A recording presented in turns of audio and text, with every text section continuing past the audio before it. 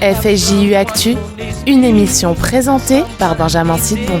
Chères auditrices, chers auditeurs, bienvenue dans FSJU Actu, votre émission du Fonds social pour tout connaître sur les événements et les projets du Fonds social juif unifié Marseille-Provence. Au programme de cette émission, je vous propose de revenir sur l'événement de dimanche dernier, mais aussi de connaître les événements à venir avec Anna, que vous connaissez maintenant. Tout d'abord, commençons par l'événement de dimanche dernier, l'événement, je dirais, marquant pour le Fonds social juif unifié, mais aussi pour la cité phocéenne qui s'inscrit dans cet événement qui est maintenant la 5e édition du prix Robert Mizrahi.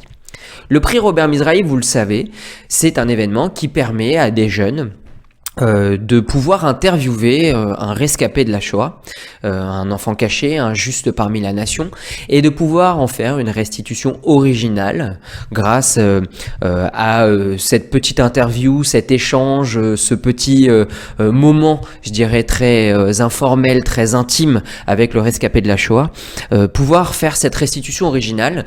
Les années précédentes, on a eu bien évidemment des jeunes qui nous ont proposé des supports pédagogiques bien originaux. D'un côté, on a eu Jasmine Cohen qui nous avait proposé des dessins autour de l'histoire d'un rescapé de la Shoah. On a eu aussi un livre album photo avec Zelda Sokolovski qui racontait l'histoire d'une rescapée de la Shoah grâce à un album photo de famille avec toute une explication de la vie de cette rescapée-là pendant la période de la guerre, mais après également.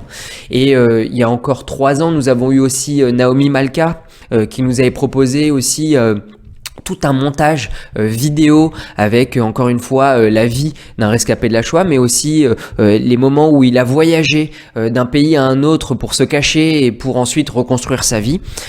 Cette année, on a eu encore une fois des projets très originaux, des supports pédagogiques qui vont voyager au sein de nos établissements scolaires, ici sur la région marseillaise.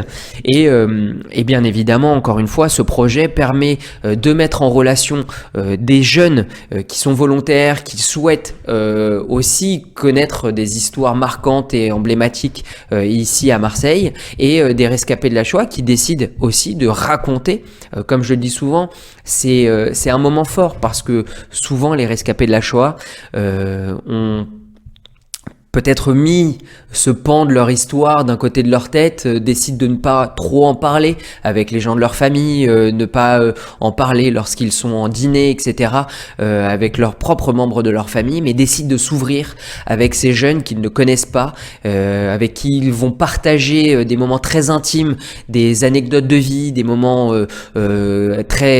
pour eux très impactants, très importants. Et encore une fois, on est sur des moments de vie qui sont très importants pour ces jeunes qui viennent interviewer et ces rescapés de la Shoah. Donc vous l'avez compris, ce prix est un prix qui voyage d'un point de vue individuel, mais aussi d'un point de vue collectif, puisque en fin de compte, les écoles peuvent s'inscrire dans ce projet et des classes peuvent s'y inscrire d'une manière collective et répondre à ce prix. De la même façon, on les met en relation avec des rescapés de la Shoah, ils vont eux écouter cette anecdote au sein de leur classe et décider avec leurs professeurs de suivre tout un travail de groupe pour pouvoir avoir ce support pédagogique au sein même d'une classe. Bien évidemment, ces projets ne sont pas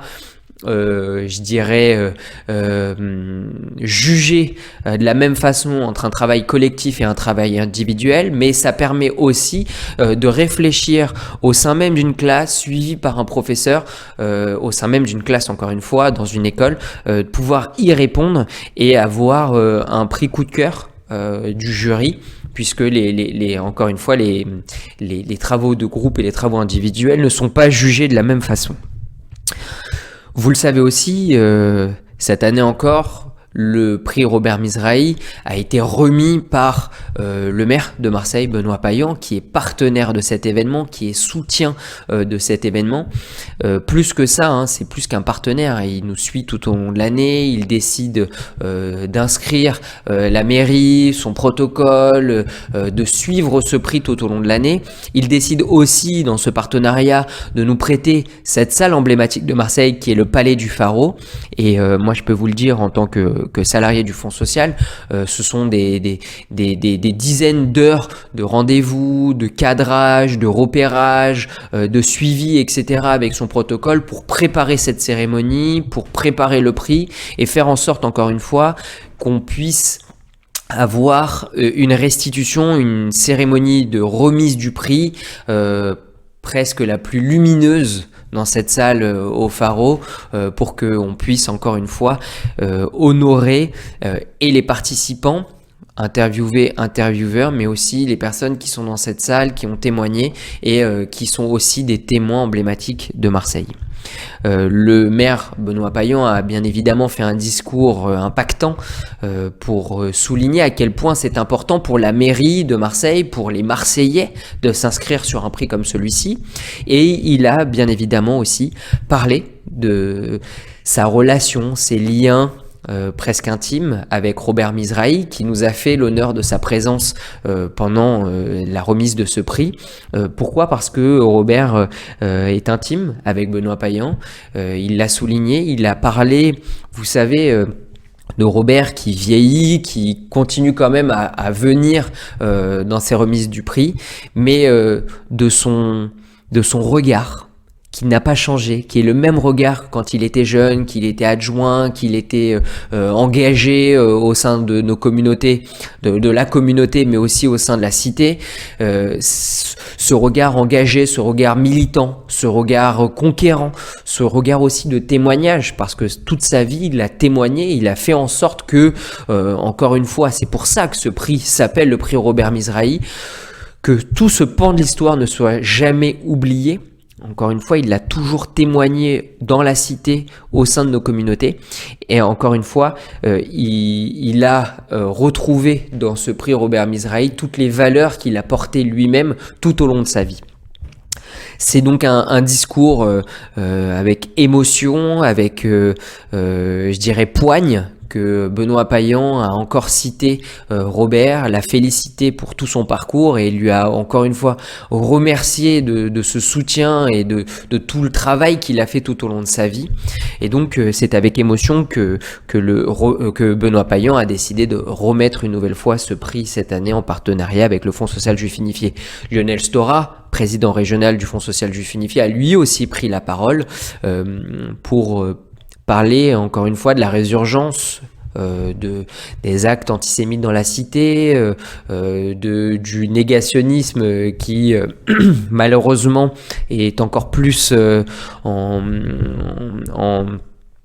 en présence, je dirais, dans notre Assemblée nationale, nos députés ici en région, dans nos réseaux sociaux, etc.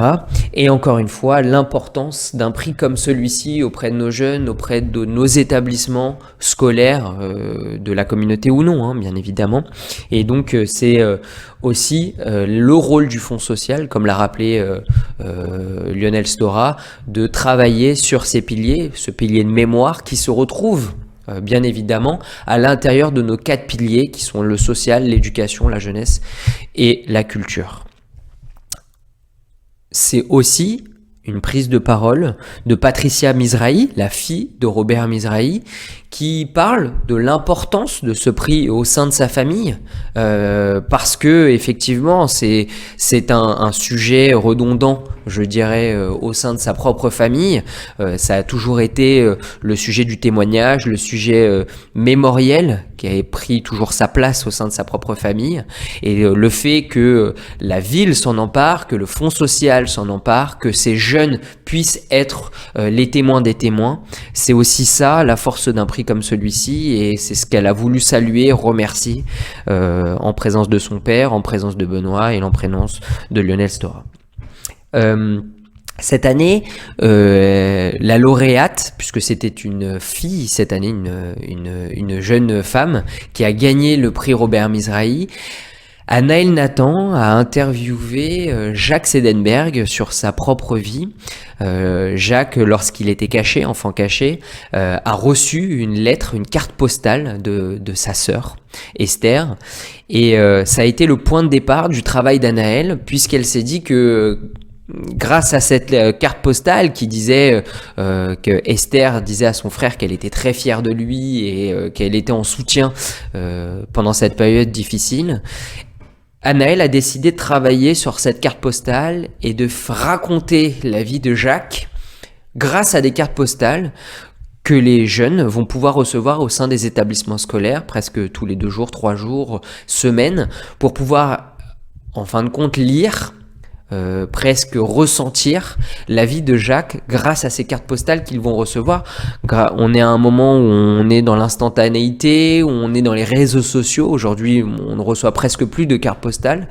Aujourd'hui, ces jeunes, ces étudiants, ces élèves dans les écoles recevront, grâce à Anaëlle, des petites cartes postales qui sont ce support pédagogique pour parler de la mémoire, pour parler de ces sujets qu'on ne parle pas, de cette anecdote de vie aussi impactante soit-elle, pour parler de ce sujet-là, recevoir des cartes postales, les lire, comprendre la vie de Jacques, comprendre par quel moment, aussi dur fut-il, il est passé, il est passé. Et encore une fois, l'idée, c'était de comprendre, grâce à ces moments de l'histoire, grâce à ces cartes postales, la vie qu'il a subie pendant cette période-là et comment il s'est reconstruit derrière et il est passé à autre chose. Toujours sans oublier ces moments aussi importants. Ce qui est important aussi pendant une cérémonie comme celle-ci, on le dit souvent, c'est les liens qu'il y a eu entre les interviewés et les intervieweurs. Ces jeunes qui sont rentrés dans cette intimité-là et qui ont pu interviewer des rescapés de la Shoah. Et là, encore une fois, sur cette 5e édition, on a été face à ce moment de vie aussi impactant soit-il, puisque Jacques Sedenberg, qui a été interviewé par Anaëlle, lui habite en Belgique.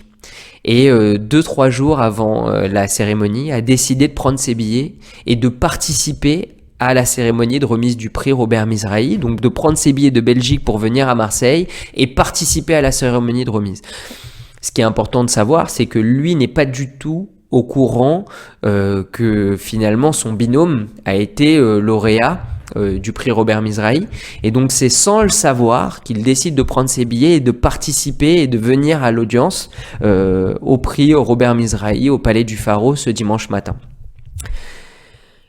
Il apprend en même temps que tout le monde que Anaëlle et Jacques sont les vainqueurs du prix Robert Mizrahi et on l'invite à venir sur scène. C'est avec énormément d'émotion qu'il se déplace pour aller sur la scène et on tend le micro à Anaëlle pour qu'elle parle de bien évidemment sa relation avec Jacques, qu'elle parle de son travail, comment elle y a pensé, comment elle a voulu faire ce projet avec lui. Et c'est aussi pendant ce petit discours qu'elle va remercier finalement les gens qui lui ont permis de travailler sur ce prix, d'avoir cette idée-là, de remettre effectivement ce travail. Et c'est à ce moment-là qu'on tend le micro à Jacques pour que lui aussi parle de cette relation avec Anaëlle et de pouvoir raconter son histoire auprès de toute notre jeunesse marseillaise. Et c'est avec énormément d'émotion qu'il a pris le micro. Pendant quelques secondes, il n'a pas pu parler. On a senti une émotion très très palpable au sein de la salle, mais aussi auprès de nos élus, auprès du maire, du jury, de Benoît Payan, de Lionel Stora, parce que pour lui, encore une fois, on était vraiment rentré dans son intimité. Il ne pensait pas que son histoire avait été aussi impactante pour ce prix Robert Mizrahi et pour le jury qui a décidé de le rendre vainqueur. Et donc il a pris la parole avec énormément d'émotion en remerciant absolument tout le monde, et encore une fois il nous l'a dit derrière qu'il participerait parce que pour lui c'est important, parce que pour lui c'est aussi pour ça qu'il a décidé d'y participer. Il participera au prochain prix, aux prochaines éditions, même s'il n'est pas interviewé à ce moment-là, il sera dans l'audience et il participera, et pour lui c'est presque un devoir de venir chaque année de Belgique à Marseille pour être présent au prix Robert Mizrahi. C'est aussi un moment d'émotion parce que Robert Mizrahi nous a fait encore une fois l'honneur de sa présence. Il a décidé, même si vous le savez, il est un peu fatigué, c'est important pour lui de venir et de participer à ce prix. Et on a été aussi honoré par la présence de Denis Tauros-Marter qui a toujours témoigné tout au long de sa vie aussi, comme Robert. Et c'était important d'avoir ces deux figures emblématiques marseillaises du témoignage de la mémoire présents ce jour-là. Denise a même décidé de prendre le micro pour lire encore une fois, parce que c'est important de le faire à chaque événement et surtout pendant le prix, son testament d'Auschwitz, qui, je le rappelle, est gravé en bas du bâtiment Judaïcité. Lorsqu'on a inauguré la salle, on a décidé de mettre son testament gravé à l'intérieur du bâtiment parce que tous les gens qui passent ici à Judaïcité et qui viennent au Fonds social juif unifié doivent pouvoir être en face de ce texte et pouvoir le lire et le relire si ils le connaissent déjà. Une photo quand même très très importante, presque je dirais impactante pour tout le monde. Cette photo où Denise et Robert sont devant, prendre la photo avec tous les élus, avec Benoît Payan, Lionel Stora, Anaël, Jacques, etc. Et en fait, les deux sont assis devant la photo et se tiennent la main. Un acte fort, presque pour eux, je dirais presque naturel, mais pour tout le monde, ça a été un moment assez important et vous le verrez puisque maintenant la Marseillaise a publié son article, d'actualité juive, la Provence, etc. Et à chaque fois, vous avez cette photo où si vous prêtez attention, vous verrez que Denise et Robert sont main dans la main au premier rang de cette photo du prix Robert Mizrahi 5e édition. Vous l'aurez compris, c'était une édition remplie d'émotions cette année, importante pour la cité phocéenne, pour Benoît Payan, pour le Fonds social juif unifié, pour les établissements marseillais.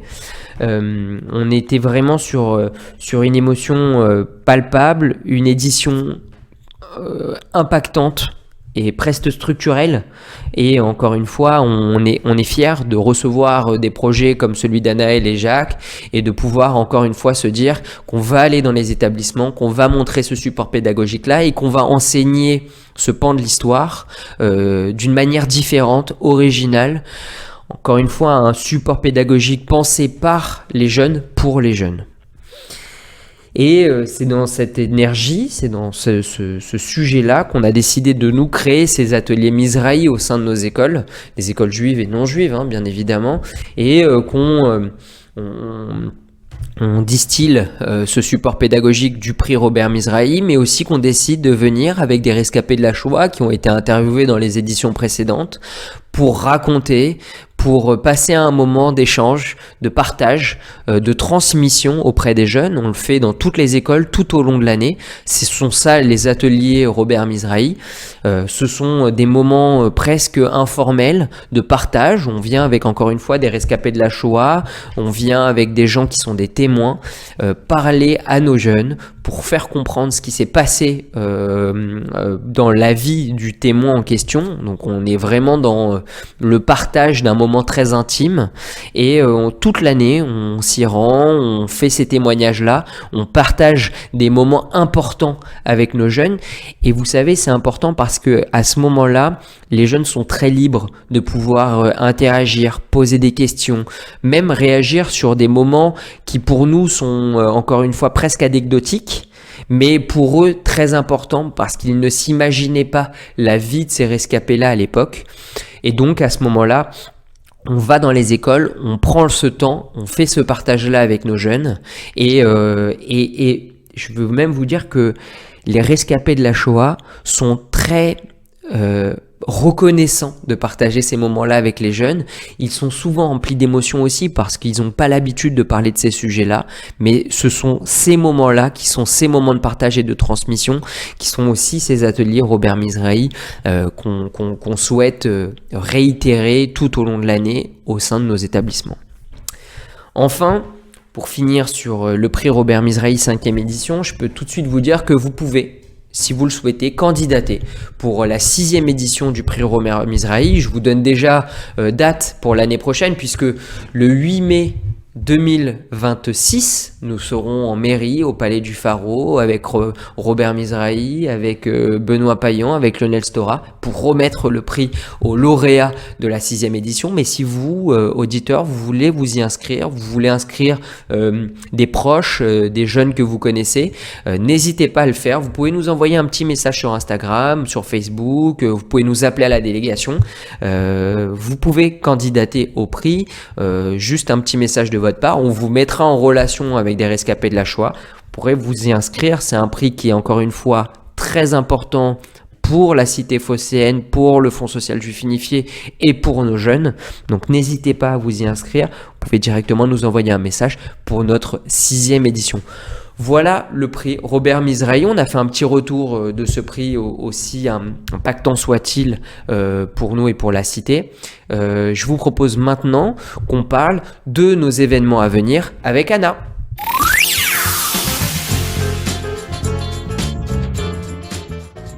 Bonjour à tous, je suis Anna du Fonds social juif unifié de Marseille, je suis chargée de mission et aujourd'hui on va parler donc de la librairie solidaire.